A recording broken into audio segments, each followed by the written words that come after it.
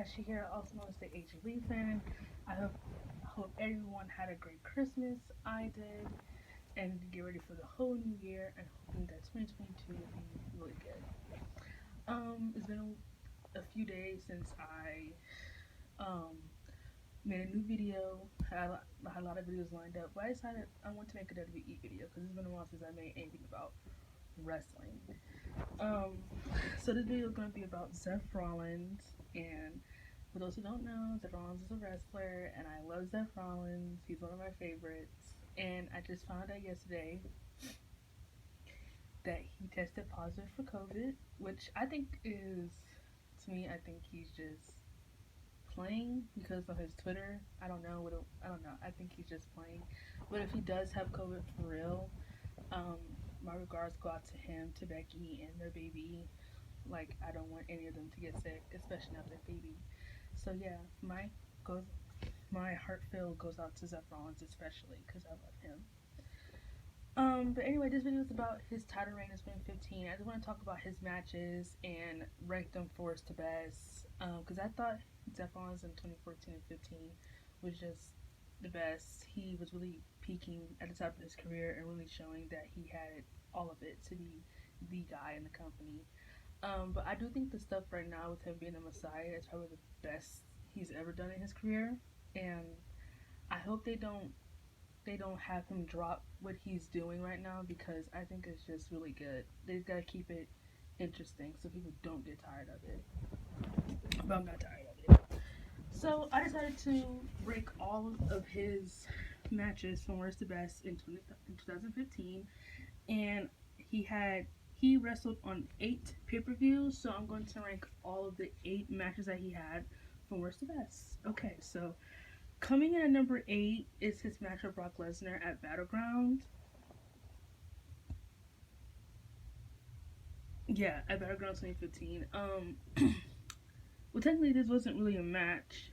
They were just gonna have Seth Rollins get squashed by Brock Lesnar, but Undertaker came out there, so it wasn't really a match. And the storyline leading up to this match wasn't really all that interesting. Like, they had Brock Lesnar as his baby face.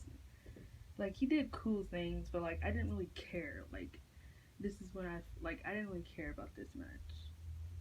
Like, they didn't really make Seth Rollins seem like a real opponent to Brock Lesnar, and I didn't like that because Seth Rollins was like really showing that he can handle it. So yeah, I think this is just the worst match of his title reign. Like, it's just trash. Um, Coming in at number 7 is Kane. I do not like this storyline. I feel like this storyline was just really stupid. Like, it didn't have to be for the championship. Like, yeah, maybe Kane and Seth Rollins could have had a match, but like the whole concept of them fighting for his championship was just really stupid.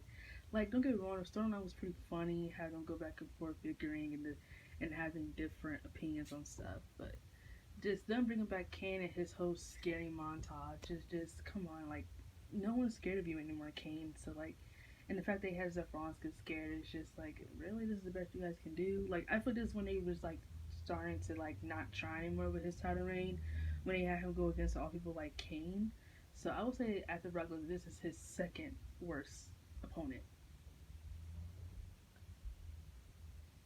Coming in at number 6 is Sting. Um, the match of the champions was not bad, regardless of people saying that he interesting. His old ass had no business of being in a match with anyone with Seth Rollins anyway, if we're being 100% honest. But even that, the match was really good. Like, Sting actually hanged in there with Seth, and like, it wasn't completely a bad match. Like, the storyline was pretty good too, with like Sting wanting to prove that he can actually fight for the title, and Seth Rollins giving Sting a run for his money to see if Sting can actually catch up to him. So like, yeah, I would say this match was pretty good. Um, Coming in number 5 is with Dean Ambrose at Elimination Chamber. I actually just rewatched this match recently, and I will tell you that this match is a good C plus. Like, it didn't really kick up into high gear into like the middle of the match. The finish was really stupid. If you ask me, it's really dumb. But like, yeah, Zeph and Dean, they always have amazing chemistry, and when they're in the ring together, they always deliver. So I would say, yeah, this is definitely a great match from his title reign. But I wouldn't I wouldn't call this something spectacular. Like I wouldn't say it was a 5-star match, but like I said, him and Dean Ambrose delivered. So, um, coming number 4 is his match with Randy Orton at Extreme Rules. This match is really good. The storyline was really good. I feel like him, Randy, and Seth have really good chemistry, and I just think Randy Orton can really hang in there with the indie guys. Like I don't want to call him as an indie wrestler. Like he's so much more than an indie wrestler and an indie guy. But like Randy Orton can actually hang in there with the high flyers. Like Randy Orton can really give them a run for their money, and they can have good chemistry. Like Randy Orton has really good chemistry with guys who can fly around and go on the top buckle and everything like that. And Zephon, he's just really good at what he does. And like I'd never seen a match with him where he doesn't give it his all. Even in his worst matches to me, I always see him playing 110%. Like he always gives it his all. So like yeah, like I feel like his match with Orton was really good. His storyline too was amazing. It made a lot of sense, and the everything the way they finished the match was really interesting with him defeating Randy Orton with his own finisher move. Like it was just interesting and really entertaining. Um, Coming in number 3 is the Fatal 4 match at Payback. This match was just really entertaining. Like I thought it was really entertaining. I thought that the storyline going into it was like really really good. I feel like Dean Ambrose had no business being in this match because nothing that was going on had anything to do with him. And then after this match, they just put him and Zeph back into a feud again.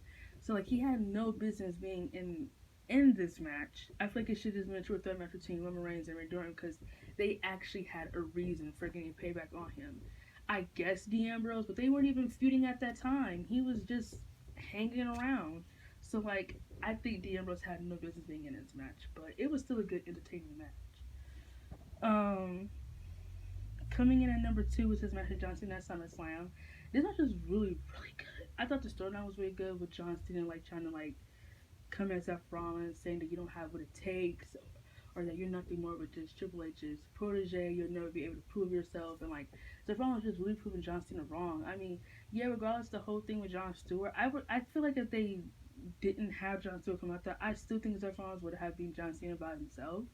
But like, I would love to see him and John Cena fight again in the future. Like, I feel like their match at SummerSlam was really, really good, and like Seth Rollins really did prove John Cena wrong.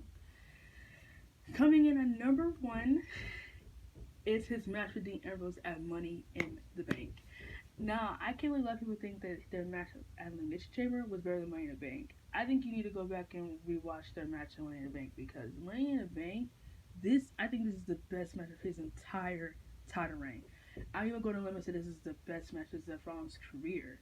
Like this match was just so good. Like the unpredictability, the emotion, how the non-back, the back and forth, the chemistry, the emotion, everything they left in that ring. Like even the Ambrose speech at the end of the match, like it was just so good. Like it was just so good. This match was just so good. Like the storyline, the unpredictability, like all of it was just really good. And I feel like this match just really just proves to you that Seth Rollins really has it. Like he has all of it. And I would definitely say this is a 5-star match. The next video I want to do is his SummerSlam matches because I feel like when it was out of all superstars I've watched in recent years, I feel like Seth Rollins is one of the superstars. When he goes to SummerSlam, he kills it. Like he really kills it. So I just wanted to do a video on ranking his matches from SummerSlam for worst to best. But this is my video on him from his title matches in 2015. So tell me what you think.